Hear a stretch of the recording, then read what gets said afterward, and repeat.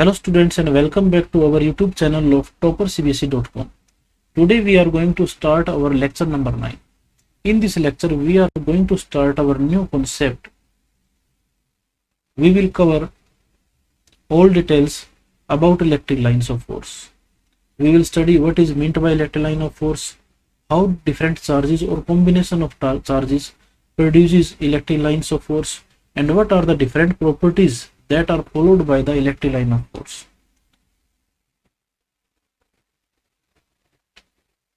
तो electric line of force पढ़ने से पहले हम इस एनिमेशन को देखते हैं। इस एनिमेशन में हमने क्या दिखाया है कि यहाँ पर टू चार्जेस हैं। फर्स्ट चार्ज है +1 Q1 और दूसरा है -Q2। अब इस +Q1 चार्ज के पास में अगर टेस्ट चार्जेस को रख दिया जाए तो वो किस तरह से मूव करते हैं। तो ये देखिए ये जो चार्ज है ये दूर जाने लग रहा था और थोड़ा दूर जाने के बाद में ये घूम जाता है किसकी तरफ, माइनस चार्ज की तरफ। ये सिंपल सा लॉजिक है। इसका मीनिंग क्या है? तो आपने पढ़ा है कि सिमिलर चार्जेस क्या करते हैं, रिपेल करते हैं, और डिसिमिलर चार्जेस या अनलाइक चार्जेस एक दूसरे को क्या करते हैं, अट्रैक्ट करते हैं। यही कंसेप्ट इसमें फॉलो हुआ है कि जैसे ही हमने एक टेस्ट चार्ज को इसके पास रखा, प्लस के पास रखा, तो प्लस वाला प्लस को रिपेल करता है और रिपेल करने के बाद में ये जो प्लस चार्ज है ये मूव करके और कहाँ चला जाएगा, माइनस चार्ज की तरफ चला जाएगा। तो इस तरह से इस टेस्ट चार्ज ने जो ये पाथ कवर किया है, ये जो पाथ कवर किया इसी को हम बोलते हैं line. Electric line mean charge की लाइन, चार्ज का पाथ, और किसकी वजह से, इलेक्ट्रोस्टैटिक फोर्स की वजह से जो फॉलो होता है।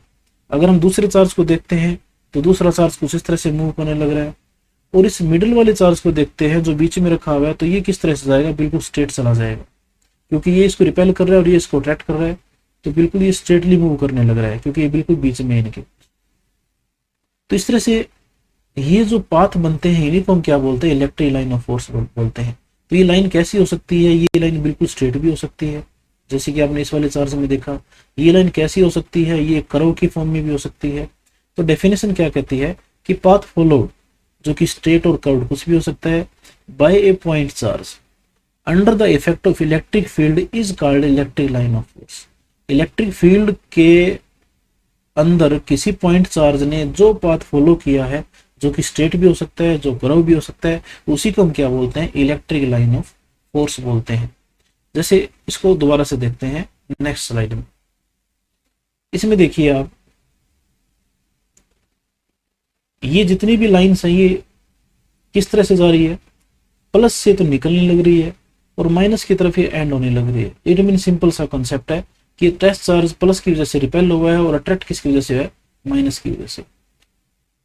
इसमें नोट करने वाली बात क्या है कि ये जितनी भी लाइन ऑफ फोर्स है ये चार्जेस के नजदीक में देखो, ये एक दूसरे के काफी नजदीक है, और जितना हम चार्ज से दूर चलते जाएंगे ये लाइन ऑफ फोर्स के बीच में जो गैप है ये लगातार बढ़ता जाएगा। ये जो गैप है, ये वाला गैप देखो यहाँ पर, ये गैप लगातार ये गैप बढ़ने लग रहा है। तो ये गैप बढ़ने का मीनिंग ये होता है कि इन रीजन्स के अंदर क्या है, इलेक्ट्रिक फील्ड की वैल्यू कमजोर होती है, वीक होती है। जितनी लाइंस क्लोज होगी उतना ही इलेक्ट्रिक फील्ड स्ट्रॉन्ग होगा, जितनी लाइंस एक दूसरे से दूर होगी उतना ही इलेक्ट्रिक फील्ड वीक होगा। इस तरह से माइनस के पास देखेंगे तो लाइंस वापस नजदीक आ जाएगी। इसका मीनिंग क्या हुआ कि यहाँ पर भी इलेक्ट्रिक फील्ड जो है वापस स्ट्रॉन्ग हो जाता है। यहाँ इलेक्ट्रिक फील्ड जो है वो रेडियली आउटवर्ड है, बाहर की तरफ है, और यहाँ जो इलेक्ट्रिक फील्ड बनता है, जो लाइंस बनती हैं, वो रेडियली इनवर्ड अंदर की तरफ बनती है। तो ये चार्ज कुछ इस तरह से मूव करते हैं अलोंग द पाथ। ये हमने लास्ट देखा था अभी।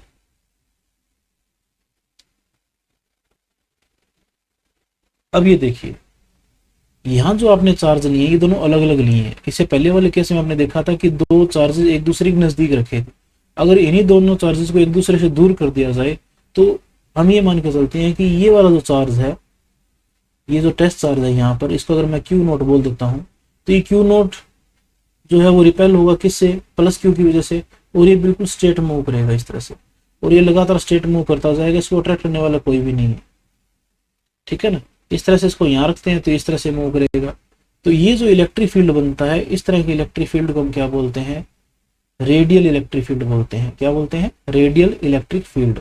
और इलेक्ट्रिक लाइन ऑफ फोर्स भी कैसी है, रेडियल टाइप की। रेडियल का मीनिंग होता है कि स्फेरिकल शेप के अंदर रेडियस के अलोंग कोई चीज एक्ट करती है तो उसे हम रेडियल बोलते हैं।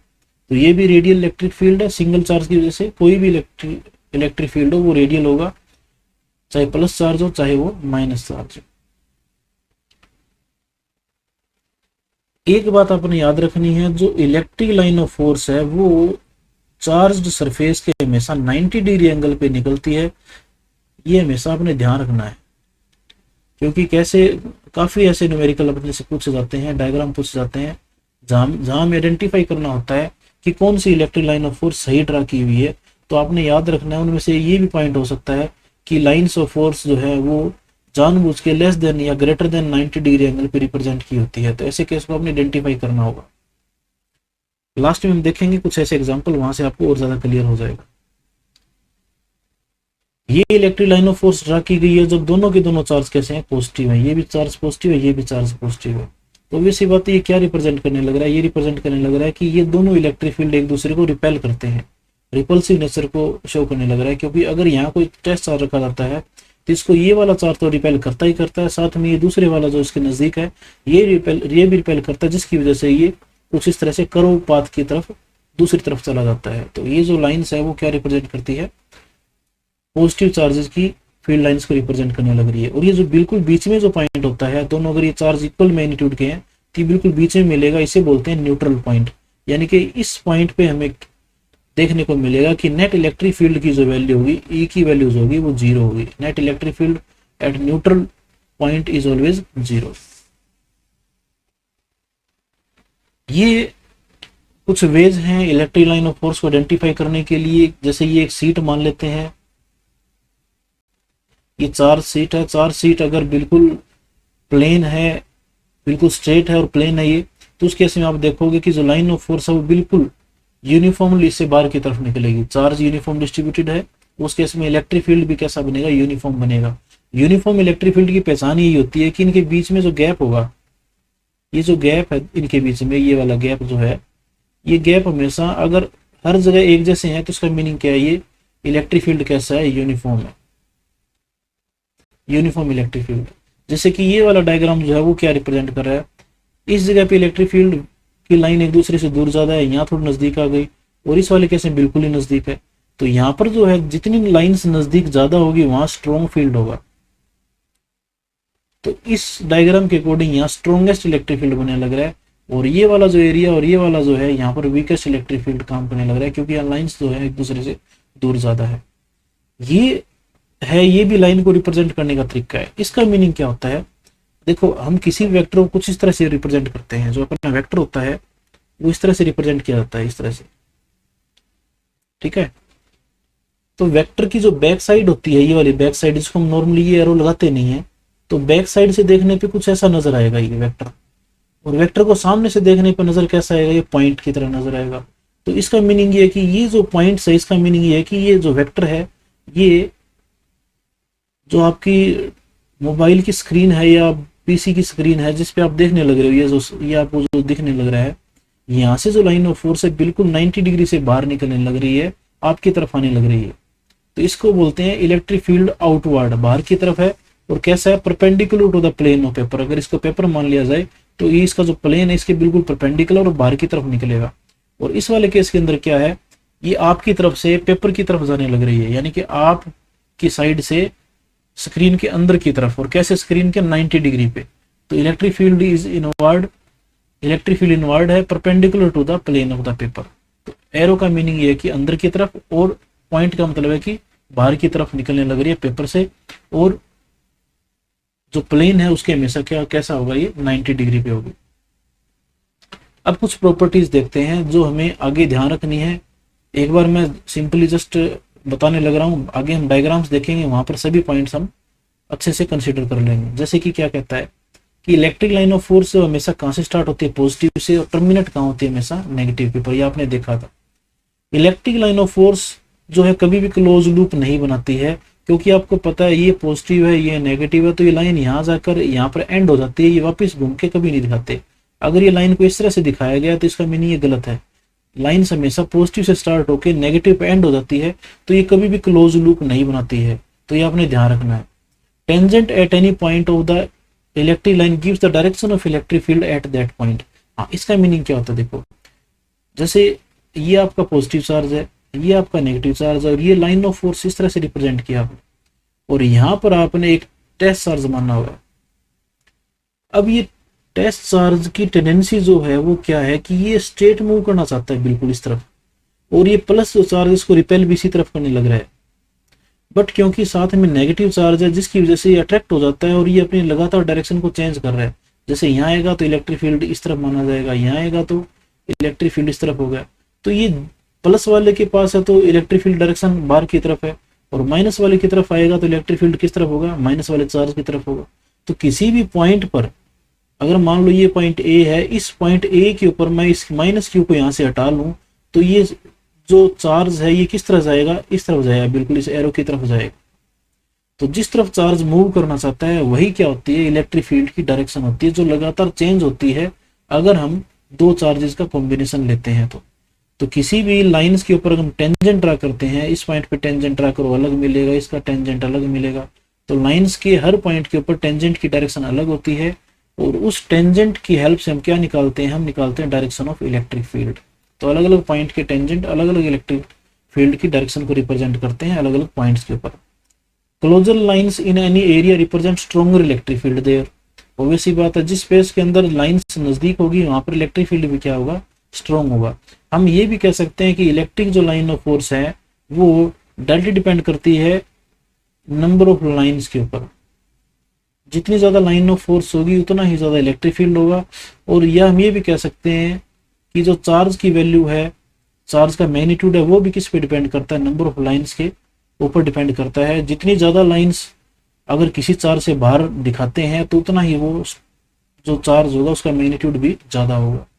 To electric lines don't cross each other. एक दूसरे को लाइंस कभी काटती नहीं है। इसका रीजन क्या होता है, मान लीजिए ये एक लाइन है और इसको लाइन इस तरह से क्रॉस करने लग रही है, तो आपने पहले डायग्राम जो देखे हैं उसमें कभी कहीं भी आपको ऐसा नहीं मिलेगा कि लाइन एक दूसरे को क्रॉस करती है। मान लेते हैं कि दो लाइन एक दूसरे को क्रॉस करती है, तो इस पॉइंट के ऊपर ये वाली जो लाइन है, रेड वाली लाइन, ये क्या चाहती है, ये चाहती है कि यहाँ जो टेस्ट चार्ज रखा है वो इस तरफ मूव करे अलोंग द टेंजेंट, ठीक है। और ये जो दूसरी वाली लाइन है, जो व्हाइट वाली लाइन है, उसकी टेंडेंसी क्या है कि यहाँ जो टेस्ट चार्ज रखा है वो इस तरफ मूव करना चाहिए along the tangent of this point. तो इस तरह से एक ही टेस्ट चार्ज को इलेक्ट्रिक फील्ड मूव करना चाहता है दो अलग अलग डायरेक्शन के अंदर। तो ये तो पॉसिबल नहीं है। एक चार्ज एक ही तरफ मूव करेगा, या तो इस वाली रेड वाली लाइन के लोग मूव कर सकता है या फिर इस व्हाइट वाली लाइन के लोग मूव कर सकता है। इसका मीनिंग ये कि दोनों में से कोई एक लाइन गलत है और एक लाइन सही है। तो दो लाइन कभी भी एक दूसरे को क्रॉस नहीं करती है, क्योंकि at the point of cross section there will be two direction of the electric field, जो कि पॉसिबल नहीं है। इसके अलावा जो भी इलेक्ट्रिक लाइन्स हम देखते हैं वो हमेशा चार्ज से हमेशा 90 डिग्री पे निकलती है, या किसी कंडक्टर के अंदर एंटर करवानी है तो हमेशा किस तरह से एंटर करेगी, परपेंडिकुलरली एंटर करेगी। ये हम आगे न्यूमेरिकल्स में यानी कि अपने कुछ डायग्राम से उनमें देखेंगे भी किस तरह से ये बात होती है। जैसे ये देखिए अपना है कॉन्सेप्ट बूस्टर नंबर 8। इसमें आपको क्या गिवन है, इसमें आपको गिवन है कि आपके पास एक इक्विलेटरल ट्राइंगल है, पहले डायग्राम में बता रखा है। इस इक्विलेटरल ट्राइंगल के हर कोने के ऊपर इक्वल मैग्नीट्यूड ऑफ चार्ज जो है, यानी कि पॉजिटिव चार्ज मान लेते हैं, तीनों पॉजिटिव चार्ज रखे हुए। तो उस केस में सबसे बढ़िया डायग्राम कौन सा है, जो सही डायग्राम कौन सा है, जो इन चार्जेस के इलेक्ट्रिक लाइन ऑफ फोर्स को रिप्रेजेंट करता हो। तो ये देखिए, ये चार्ज आपका ये वाला चार्ज है, ये भी चार्ज है, ये आपके ट्राइंगल है, ये लाइन, ये लाइन नहीं है स्ट्रेट वाली, ये भी वाली, ये ट्राइंगल है। अब इनकी लाइन कौन सी है, लाइन मैं अलग कलर से दिखा देता हूँ। ये लाइन है, देखो येलो कलर वाली, ये लाइन सही है। तो ये देखो ये चार्जेस कैसे माने गए हैं, पॉजिटिव माने गए हैं। तो पॉजिटिव से लाइन स्टार्ट होकर पॉजिटिव तो कभी एंड हो ही नहीं सकती, इसका मीनिंग ये गलत है ना। तो ये वाला डायग्राम गलत हो गया।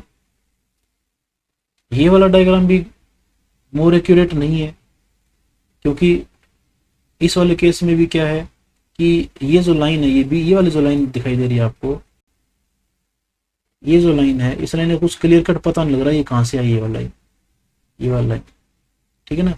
और ये भी चलो छोड़ो, ये जो बीच में ये जो लाइन दिखाई गई ये वाली, ये तो बिल्कुल ही पॉसिबल नहीं है, क्योंकि आपने पढ़ा था कि इलेक्ट्रिक लाइन जो है वो कभी भी क्लोज लूप के अंदर नहीं होती है। तो ये क्लोज लूप बनाया हुआ है इलेक्ट्रिक लाइन का, जो कि पॉसिबल नहीं है। यहाँ पर भी क्लोज लूप बने हुए हैं, देखो सर्कल में लाइन है घूमने लग रही है, ये भी पॉसिबल नहीं है। तो सबसे पॉसिबल जो डायग्राम है, जो सबसे एक्यूरेट डायग्राम है, ये वाला है। तो दिस इज करेक्ट ऑप्शन, तो सही तरह से रिप्रेजेंट करता है इस ट्राइंगल के कॉर्नर पे रखे हुए चार्जेस के इलेक्ट्रिक फील्ड को या इलेक्ट्रिक लाइन ऑफ फोर्स को। सेकंड डायग्राम देखते हैं। सेकंड डायग्राम में क्या रखा है, यहाँ पर चार्ज रखा है सेंटर पे Q, और यहाँ जो ये जो आपको दो सर्कल नजर आ रहे हैं, ये वाला, ये एक सफियर है, मेटालिक सफियर।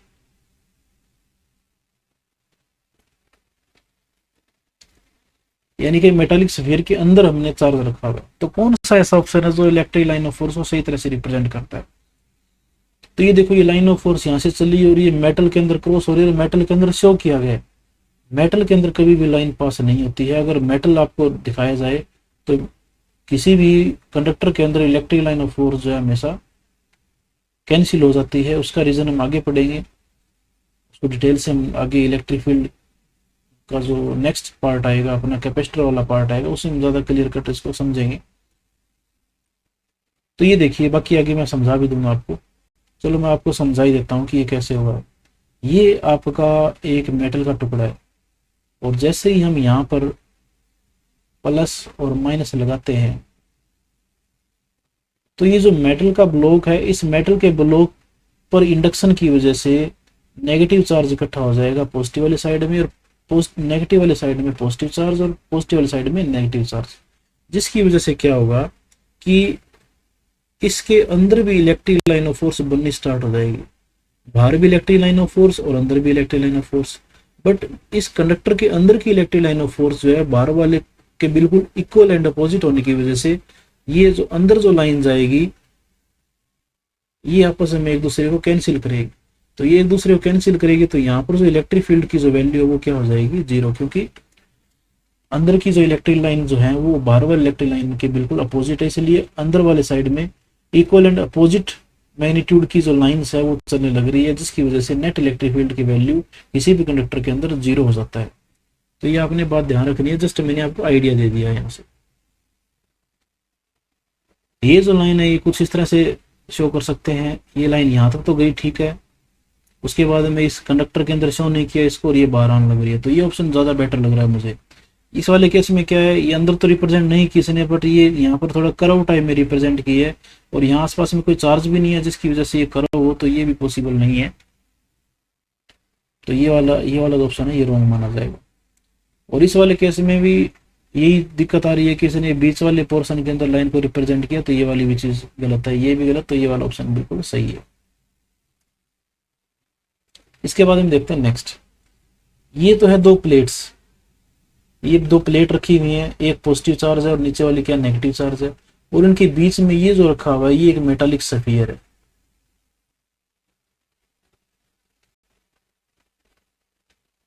ये मेटालिक सफियर रखा हुआ है। मेटालिक सफियर का मतलब ये कंडक्टर है, कंडक्टर कंडक्टिंग बॉडी है। तो इनमें से बेटर ऑप्शन, इन चारों में से बेटर ऑप्शन कौन सा हो? तो देखो, पहले तो हम ये देखते हैं कि क्या ये हो सकते हैं। तो पहली बात तो ये देखो, यहाँ लाइन नजदीक है, यहाँ नजदीक है, यहाँ गैप दे दिया, इस वाले चीज में गैप दे दिया, यहाँ पर गैप दिया हुआ है। तो ये तो रॉन्ग है यहाँ, क्योंकि ये चार्ज ऊपर और नीचे वाला चार्ज यूनिफॉर्म है, तो इसलिए इलेक्ट्रिक लाइन ऑफ फोर्स जो है वो एक जैसे स्पेस से बननी चाहिए। तो ये चीज तो ऐसे भी गलत हो गई। सेकंड पॉइंट क्या है इसमें समझने वाला, ये जो मेटल है इसकी वजह से, मेटल को जैसे ही हम इस फील्ड के अंदर रखेंगे, तो मेटल की ये जो साइड जो पॉजिटिव वाली तरफ है उस पे जो चार्ज होगा वो नेगेटिव चार्ज इकट्ठा हो जाएगा, और ये दूसरे नेगेटिव वाली साइड जो है इसके पास क्या होगा, ये पॉजिटिव चार्ज इकट्ठा होगा। तो ये जो लाइन ऑफ फोर्स है वो कहाँ जाती है, पॉजिटिव से नेगेटिव की तरफ कुछ इस तरह से मूव करेगी, ठीक है ना।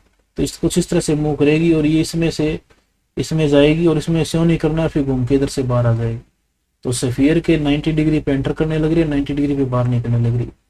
ये वाली इस तरह से एंटर नहीं कर पा रही है क्योंकि इसका गैप ज्यादा है। ये घूम तो रही, इसकी तरफ जाने की कोशिश तो कर रही थी, बट वापस प्लेट की तरफ मूव कर जाती है क्योंकि सफियर इससे काफी डिस्टेंस पे है।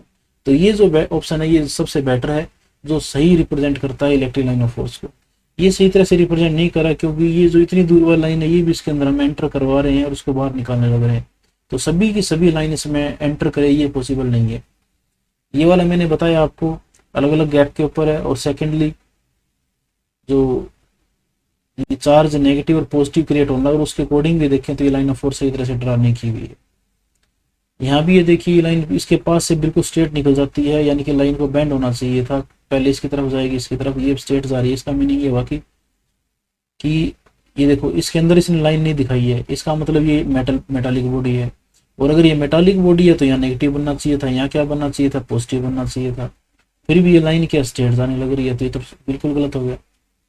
नेक्स्ट ऑप्शन देखो ये वाले, इन चारों में से देखते हैं करेक्ट कौन सा है। ये जो एरो है आपका, ये बीच वाला एरो, ये रिप्रेजेंट कर रहा है इलेक्ट्रिक फील्ड की डायरेक्शन को। तो इलेक्ट्रिक फील्ड की डायरेक्शन का मीनिंग ये होता है कि इस वाले साइड में पॉजिटिव है और इस वाले साइड में क्या है, नेगेटिव। अब ये जो सफियर है इसका ये वाला हिस्सा, ये वाला तो बनेगा नेगेटिव, जो मैंने अभी तक बताया था आपको, और ये ऊपर वाला हिस्सा ये वाला क्या बन जाएगा, पॉजिटिव। अभी लाइन ऑफ फोर्स कहाँ से निकलेगी, पॉजिटिव से निकलेगी और कहाँ जाएगी, नेगेटिव के पास। तो ठीक है, ये लाइन बिल्कुल सही लग रही है। ये वाला लाइन सही इसलिए नहीं है क्योंकि ये पॉजिटिव से जा तो रही है, घूम के नेगेटिव पास नहीं आ रही, क्योंकि इतना दूर जाके वापस घूम के नहीं आएगी, ये नजदीक से नजदीक, क्योंकि दोनों ये पॉजिटिव और ये नेगेटिव, ये वाला पॉजिटिव और ये नेगेटिव बिल्कुल नजदीक है, तो ये लाइन उसी टाइम निकलते ही वापस घूम जानी चाहिए थी जैसे यहाँ घूम रही है। और ये तो क्या कह रहा है कि लाइन जा रही है और फिर घूम के काफी दूर से वापस आ रही है, तो ये भी गलत रिप्रेजेंटेशन। यहाँ पर भी कुछ ऐसा ही लिया इसने, ये लाइन जो है ये कुछ इस तरह से जा रही है फिर घूम के इधर आने लग रही है, तो यहाँ पर भी इतना गैप नहीं होना चाहिए लाइन के बीच में, लाइन उसी टाइम यहाँ से इस तरह से घूम के इधर आनी चाहिए थी। ये वाले केस में इसने घुमाया तो है, बट ये जो कर्व है ये कुछ इस तरह से देखो, एक तो ये कर्व के शेप से ही नहीं है, यहाँ से देखो ये कॉर्नर सा बना रहा है। दूसरा इसने क्या किया है कि ये जो इतना इतना हिस्सा इसमें लाइन ऑफ फोर्स रिप्रेजेंट नहीं की इसने इस वाले इलाके में, क्योंकि यहाँ तो ज्यादा होने चाहिए थे, क्योंकि पॉजिटिव नेगेटिव दूसरे के नजदीक है।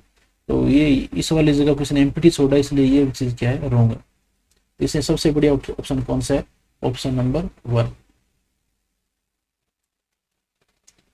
नेक्स्ट देखते हैं अपना बूस्टर, उसमें ये प्लस क्यू चार्ज रखा हुआ है और ये एक मेटल की सीट है, ये यानी कि मेटालिक बॉडी है ये जो। तो इनमें से सही डायग्राम कौन सा रिप्रेजेंट करता है लाइन ऑफ फोर्स को, तो ये देखो यहाँ पर लाइन ऑफ फोर्स, क्योंकि ये पॉजिटिव है तो यहाँ पर इंडक्शन की वजह से नेगेटिव चार्ज बनेगा प्लेट के इस एरिया पर। और लाइन ऑफ फोर्स कहाँ से स्टार्ट होती है, पॉजिटिव, कहाँ जाती है, नेगेटिव के पास। और ये लाइन देखो कैसे है, 90 डिग्री पे एंटर करने लग रही है सीट के साथ में। तो ये ऑप्शन ठीक है, बाकी ऑप्शन सारे गलत है, क्योंकि यहाँ देखो ये 90 डिग्री एंगल नहीं बने लग रहा है, ये एंगल 90 डिग्री नहीं है। ये लाइन ऐसा तो कभी हो ही नहीं सकता है, तो बिल्कुल ही पॉसिबल नहीं है कि लाइन ऐसे स्ट्रेट मूव करती रहे फिर एकदम से मुड़ जाए, तो ये बिल्कुल गलत है। ये वाला भी बिल्कुल गलत है, क्योंकि यहाँ तो नेगेटिव है और लाइन कहाँ जा रही है, नेगेटिव से पॉजिटिव, यहाँ तो उल्टा हो रहा है, यहाँ पर नेगेटिव से पॉजिटिव लाइन जा रही है, ये गलत हो गया। ये वाला जो केस है वो क्या रिप्रेजेंट कर रहा है, इस वाले केस में कुछ आइडिया हमें ये लगता है कि ये एरिया देखिए, यहाँ वाला एरिया, यहाँ पर लाइन ज्यादा कंजस्टेड है बजाय कि इस वाले एरिया के, यहाँ पर लाइन ज्यादा नजदीक नहीं है। तो इसका मीनिंग क्या है कि यहाँ जो भी चार्ज है उसकी वैल्यू जो है Q2 से ज्यादा है। तो ये इसको समझने के लिए भी, स्ट्रॉन्ग चार्ज होगा तो लाइन ऑफ फोर्स नजदीक होगी और वीक चार्ज होगा तो लाइन ऑफ फोर्स एक दूसरे से दूर होगी। ये लाइन ऑफ फोर्स पास की जा रही है एक मेटालिक सफियर में से। इस मेटालिक स्फीयर में से लाइन कैसे पास होगी, तो ये देखो ये 90 डिग्री एंगल नहीं बनने लग रहा, ये 90 डिग्री एंगल नहीं है, ये गलत है ये, ठीक है। ये वाला लाइन अंदर शो कर रखी है इसने, अंदर पहली बात तो लाइन बनती नहीं है, ऐसे लाइन अंदर की तरफ शो करते ही नहीं, मेटल के अंदर लाइन शो नहीं किया जाता है, क्योंकि मेटालिक बॉडी के अंदर इलेक्ट्रिक फील्ड की वैल्यू क्या होती है, 0 होती है। ये वाला करेक्ट ऑप्शन है, क्योंकि लाइन जो है इधर जाएगी 90 डिग्री पे एंटर करने लग रही है और फिर 90 डिग्री पर ही क्या है, बाहर निकलने लग रही है। क्यों, क्योंकि अगर यहाँ पॉजिटिव चार्ज रखा हुआ है तो यहाँ नेगेटिव बनता है और यहाँ बनता है पॉजिटिव, और ये वाला क्या होता है, नेगेटिव। तो इस तरह से लाइन जाएगी नेगेटिव की तरफ, 90 डिग्री पे एंटर करेगी स्फीयर के और फिर 90 डिग्री पर वापस बाहर निकलेगी और इलेक्ट्रिक फील्ड के अलॉन्ग मूव कर जाएगी। तो इस तरह से ये पॉसिबल डायग्राम्स है जिसको समझा आपने। अब ये भी जल्दी से देख लेते हैं, इसमें क्या दिक्कत है कि इलेक्ट्रिक लाइन ऑफ फोर्स जो है वो 90 डिग्री पे नहीं है। देखो ये वाले एंगल जो है 90 डिग्री पे नहीं है लाइन ऑफ फोर्स के, तो ये गलत है। ये वाला ऑप्शन ठीक नजर आ रहा है, क्योंकि पॉजिटिव पॉजिटिव रिपल्सिव नेचर है, लाइन कहीं इंटरेक्ट भी नहीं करने लग रही। ये वाला फिर गलत है, क्योंकि ये पॉजिटिव है ये नेगेटिव है, ठीक है। तो ये तो ठीक है, पॉजिटिव से नेगेटिव जा रही है, पर यहाँ देखिए ये नेगेटिव और थर्ड वाला पॉजिटिव है। अब इसने क्या कर दिया कि लाइंस जो है वो नेगेटिव से निकाल के पॉजिटिव पास भेज दी, ये नेगेटिव है देखो और ये वाला चार्ज पॉजिटिव है, तो लाइन कभी नेगेटिव से पॉजिटिव नहीं जाती, तो ये डायग्राम फिर गलत होगा। इस वाले केस में ये देखो ये क्या बना रखे हैं इसने, क्लोज लूप बना रखे हैं, तो इस तरह से लाइन ड्रा नहीं की जा सकती। यहाँ पर लाइन जो है पॉजिटिव से पॉजिटिव की तरफ भी जा रही है, ये भी गलत हो गया। दूसरी बात, ये लाइन यहाँ आपस में क्या करने लग रही है, एक दूसरे को इंटरेक्ट करने लग रही है, तो ये भी गलत है। तो इस तरह से आपने देखा कि ये सबसे बढ़िया तरह से रिप्रेजेंट कर रहा है इलेक्ट्रिक लाइन ऑफ फोर्स को। बाकी जितने भी इलेक्ट्रिक लाइन ऑफ फोर्स हमने देखी है वो सभी की सभी रॉन्ग है। उसके बाद में एक इंपॉर्टेंट और बढ़िया कंसेप्ट आता है जो आपको नॉलेज होनी चाहिए, हालांकि आपके बोर्ड के अंदर ये काम नहीं आएगा, बट फिर भी हम बूस्टर के अंदर ऐसे सभी टॉपिक को इंक्लूड करने की कोशिश करते हैं जो कहीं ना कहीं आपके जरूर काम आने वाले हैं, जैसे कंपटीशन वगैरह की प्रिपरेशन के लिए। देखो ये आपके सामने सीट्स हैं, ये पॉजिटिव प्लेट है और ये नेगेटिव प्लेट है। पॉजिटिव और नेगेटिव यूनिफॉर्मली चार्ज्ड है, जिसकी वजह से ये बीच वाला एरिया जो है, इस बीच वाले एरिया के अंदर जो लाइन ऑफ फोर्स है, ये लाइन ऑफ फोर्स ये बिल्कुल यूनिफॉर्म होगी, बिल्कुल इक्वल गैप पे होगी, बिल्कुल स्ट्रेट मूव करेगी। बट इन एजेस के ऊपर क्या होगा, ये जो बिल्कुल एजेस हैं यहाँ पर, एजेस के ऊपर लाइन जो है वो इस तरह स्ट्रेट की बजाय कुछ इस तरह कर्व बनती है। ठीक है, इसका मीनिंग ये होता है कि इस वाले एरिया के अंदर एजेस के साइड में, एजेस के बिल्कुल बीच वाली जगह में इलेक्ट्रिक फील्ड की वैल्यू वीक हो जाती है, और बीच वाले पोर्शन के अंदर जहां लाइन पैरेलल है वहां फील्ड स्ट्रॉन्ग है। और जैसे ये कर्व बन जाती है तो लाइन के बीच में गैप बढ़ने की वजह से ये वाला जो एरिया है और ये वाला एरिया, ये वाला क्या रिप्रेजेंट करता है, वीक इलेक्ट्रिक फील्ड को रिप्रेजेंट करता है। तो इस चीज को बोलते हैं एज इफेक्ट। एज का मीनिंग किनारे हो गए, इसके किनारों के ऊपर जो इलेक्ट्रिक फील्ड है वो वीक होता है, जिसकी वजह से लाइन ऑफ फोर्स जो स्ट्रेट होने की बजाय कर्व टाइप में बन जाती है। तो इसी तरह से इनके लिए ये जो कर्व बन जाते हैं एजेस के ऊपर, तो इसे हम बोलते हैं एज इफेक्ट। तो electric field lines between charge plate are not straight at the edges of the plates, this is known as the edge effect. तो ये आपने थोड़ा ध्यान रखना है, बिल्कुल बेसिक सी बात है, इंपॉर्टेंट पॉइंट है। उसके बाद में एक सबसे इंटरेस्टिंग बड़ी पॉइंट आता है, वो होता है इलेक्ट्रोस्टैटिक शील्डिंग। वैसे तो इसको हम आगे भी डिस्कस कर सकते थे इलेक्ट्रिक फ्लक्स वाले कॉन्सेप्ट के अंदर, बट मैंने इसको यही डिस्कस कर लिया। ये जो लाइटनिंग है, ये लाइटनिंग क्या करती है, ये लाइटनिंग भी इलेक्ट्रिक लाइन ऑफ फोर्स की वजह से, क्योंकि हम ये माने चलते हैं कि जो ऊपर क्लाउड्स हैं वो सारी पॉजिटिव मानी जाती है और अर्थ जो है वो नेगेटिव मानी जाती है। तो ये लाइन ऑफ फोर्स है कुछ इस तरह से मूव करती है ऊपर से नीचे की तरफ। और ये मेटालिक बॉडी है यहाँ पर, ये तो मेटालिक बॉडी है, तो मेटालिक बॉडी में इंडक्शन की वजह से यहाँ कौन सा चार्ज बन जाएगा, नेगेटिव। और इसके बिल्कुल बेस के अंदर, मेटालिक बॉडी के बिल्कुल बेस के अंदर कौन सा चार्ज माना जाएगा, पॉजिटिव। तो यहाँ जो इलेक्ट्रिक फील्ड बनेगा अंदर की तरफ, वो क्या बनेगा, बाहर वाले इलेक्ट्रिक फील्ड से बिल्कुल अपोजिट बनेगा। और अभी मैंने बताया था आपको कि अंदर वाला इलेक्ट्रिक फील्ड और बाहर वाला इलेक्ट्रिक फील्ड जब इसके अंदर मिलते हैं तो एक दूसरे कैंसिल आउट करते हैं, जिसकी वजह से इलेक्ट्रिक फील्ड की वैल्यू क्या होती है, जीरो हो जाती है। तो इस फिनोमिनन को हम बोलते हैं, फिनोमिनन को बोलते हैं हम इलेक्ट्रोस्टैटिक शील्डिंग। तो और यहाँ पर जो इलेक्ट्रिक लाइन ऑफ फोर्स है उनको रिप्रेजेंट नहीं किया जाएगा, क्योंकि नेट इलेक्ट्रिक फील्ड की वैल्यू क्या होगी, यहाँ पर जीरो हो जाती है। तो ऐसे केस में क्या देखने को मिलता है, जब भी लाइटनिंग होती है तो अगर हम किसी मेटालिक बॉडी के अंदर है, जैसे कार वगैरह के अंदर, बस वगैरह के अंदर, तो हमें उसे डोर को क्लोज रखना चाहिए और बाहर नहीं निकलना चाहिए।